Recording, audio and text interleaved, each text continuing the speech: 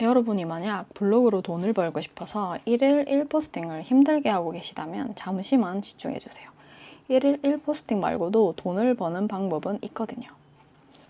그렇게 1일 1포스팅 빡세게 했더니 뭔가 엄청난 변화가 느껴지시던가요? 1일 1포스팅 해봤을 때 저는 큰 돈을 얻었다기보다는 블로그가 재미없어지고 스트레스로 다가와서 블로그를 놔버렸던 적도 있습니다. 결론적으로 1일 1포스팅은 시간 대비 얻는 것보다 잃는 게 많다는 생각이 들더라고요. 저처럼 이런 기분을 느끼셨던 분이라면 오늘 제가 알려드리는 방법을 활용해보세요. 1일 1포스팅 하지 않고도 블로그로 제대로 뽕 뽑을 수 있을 거라고 확신합니다. 결론부터 말씀드리고 시작할게요. 1일 1포스팅은 좀 시간 대비 잃는 게 많다 라는 기분을 느끼신 분들이라면 효율을 중요시하는 분들일 겁니다. 여러분, 우리처럼 효율이 중요한 사람들은 블로그를 도구 1 또는 스킬 1로 활용하시는 게 최고입니다. 이게 무슨 말인가 싶으시죠? 좀 더 자세하게 설명드려 볼게요. 여러분, 밥 먹을 때 숟가락만 쓰시나요? 그런 사람은 잘 없죠? 우리는 밥 먹을 때조차도 숟가락과 젓가락, 그리고 나아가서는 국자, 가위, 집게 등 다양한 도구를 활용합니다. 그런데 왜 돈 버는 데는 블로그 포스팅으로만 돈을 벌어야 한다고 생각하세요? 돈 버는 데 스킬은 여러 개 사용할수록 좋은데 한 개의 스킬에 집착할 필요가 있을까요? 없겠죠? 그렇기에 첫째, 우리는 효율적인 방법은 다 사용해서 블로그에 들어가는 시간을 최소화해야 합니다. 데이터 랩 툴즈 헬퍼를 설치하세요. 그럼 글자 수와 여러 가지 제목, 유사성 검사, 타이머 기능, 워드 파일로 저장 등 혜택을 한 번에 누릴 수 있어요. 이걸 일단 설치하고 나면 글자 수 세기를 일일이 하지 않아도 된다는 장점부터가 압도적입니다. 우리가 체험단에 다녀오고 나면 대부분 1000자 이상의 원고를 써야 할 확률이 높아요. 그럴 때 이 글자 수를 보면서 글을 쓰면 금방 채워진답니다. 삼겹살집에 다녀왔다고 쳐볼게요. 그럼 서론에 200자 정도는 키워드로 써주면서 삼겹살집에 왜 다녀왔는지 써주면 되겠네. 본론 600자 정도는 인테리어에 대한 것, 맛, 전반적인 후기를 들려주면서 키워드를 중간중간에 껴넣어주면 되겠네. 그리고 결론에 200자 정도는 키워드로 마무리하면서 위치 정보나 그런 걸 알려주면 되겠네. 이런 각이 나오는 겁니다.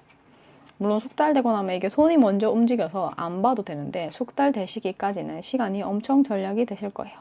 이렇게 극단의 효율을 추구하면서 블로그에 들어가는 시간을 최소화합니다. 그리고 내 블로그에 쓰는 포스팅만으로 돈을 많이 벌겠다는 것에 대한 집념을 조금 내려놓는 겁니다. 내 블로그로는 스트레스를 받지 않을 정도의 전략을 목표로 체험단을 즐기시면 재밌게 블로그를 지속할 수 있어요. 그래서 저도 맛난 음식 먹고 좋은 펜션들도 무료로 다녀오면서 여행을 즐기는 데서 즐거움을 느끼고 있어요. 그럼 우리의 목적인 수익화는 어떻게 하냐? 이제 두 번째 방법이 나오죠. 저의 경우는 블로그 체험단 운영 또는 블로그 관리 대행으로 수익화를 하고 있어요. 글을 쓰는 건 똑같은데 같은 시간 대비 블로그 관리 대행을 해주고 얻는 수익이 비교할 수 없을 정도로 높습니다. 대부분의 체험단은 원고료가 없이 진행이 되죠. 그래서 밥값이나 체험단 값을 아끼는데 치게 되는데 블로그 관리 대행은 단가가 다릅니다. 사람마다 업체마다 능력이 달라서 금액이 천차만별인 거는 상식적으로 다들 아시겠죠? 하지만 적게는 한 개의 글에 5만원에서부터 많게는 한 개의 글을 써주는데 30만원 이상을 받고 써줄 수가 있어요. 그래서 다들 블로그 관리 대행을 외치는 겁니다. 반면에 내 블로그는 지수가 낮아서 상위 노출이 좀 안 돼. 근데 나는 상위 노출 로직은 빠삭하게 알고 있어. 이런 분들은 블로그 체험단을 운영하시면 돼요. 우리가 뽑아주는 블로그의 지수가 높으면 센 키워드를 주면 되거든요. 그럼 블로그 분들이 상위 노출을 해줄 것이고 우리에게 의뢰해준 사장님들은 상위 노출 효과를 누리게 될 것이고 우리에게 계속해서 체험단 의뢰를 하게 되겠죠. 체험단 한물 같다, 끝물이다, 돈 안 된다 하는 말들 많이 들어보셨을 거예요. 근데 현업에 있는 저는 글쎄요. 뭐든 하기 나름인 것 같습니다. 돈 안 된다고 말씀해 주시는 분들 덕분에 경쟁자들이 다 처단되고 있는 듯해서 저는 감사하게 생각하고 있어요. 솔직히 말씀드리면 계속 돈 안 된다고 알려지면 좋겠어요. 두 번째 방법이 영업을 해야 돼서 조금 망설여지시는 분들 분명 계실 겁니다. 그런 사람이 사실 저거든요. 저도 사실 그래서 세 번째 방법으로 먼저 시작했습니다. 세 번째 블로그 활용 방법, 내 물건을 블로그에 홍보해서 판매를 한다입니다. 실제로 저는 꽃풍선을 그렇게 판매를 했었어요. 꽃이랑 1도 관련 없는 저는 실력이 당연히 생초보였겠죠? 인맥은 당연히 없었겠죠?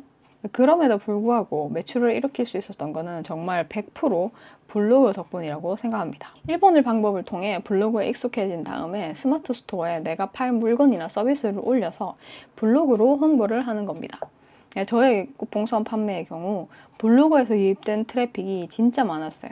여기서 한 발 더 나아가면 유튜브나 인스타그램까지 하시면서 트래픽 폭격을 부어주시면 장사는 더 잘 되게 되겠죠? 어때요, 여러분? 여러분은 블로그를 왜 시작하셨나요? 블로그를 돈을 벌기 위해서 혹은 돈을 절약하기 위해서 시작하신 것 아니셨나요? 블로그를 통해 유명해지는 게 1번 목적은 아니셨잖아요. 그럼 왜 블로그가 잘 될 땐 기쁘고 블로그가 안 될 땐 울적하시냐 이겁니다. 인플루언서가 되지 않아도 돈을 벌 수 있어요. 여러분, 블로그는요, 블로그 체험단으로 지출을 줄이는 방법 하나, 그리고 직접적으로 내가 물건 또는 서비스를 판매하는 방법 하나, 이렇게 양대 산맥이 있다는 것을 깨닫고 둘 다 활용하셔서 극한의 효율로 뽕을 뽑아 먹으셨으면 좋겠어요. 제가 인티제라서 극한의 효율증이거든요. 본인에게 중이라는 말을 쓰는 게 불편하신 분들은 미리 죄송하다는 말씀을 드립니다. 현재로서는 이걸 대체할 수 있는 단어가 떠오르지 않아서 이 표현을 써봅니다. 그래서 저는 이 일은 최소한으로 하고 싶고 돈은 최대한으로 벌고 싶어서 정말 많은 고민을 해요. 그 결과 나온 게 이 방법이라서 공유를 해드리는 겁니다. 저처럼 적게 일하고 많이 벌고 싶은 분들은 꼭 써먹으셔서 많이 벌어가셨으면 좋겠습니다.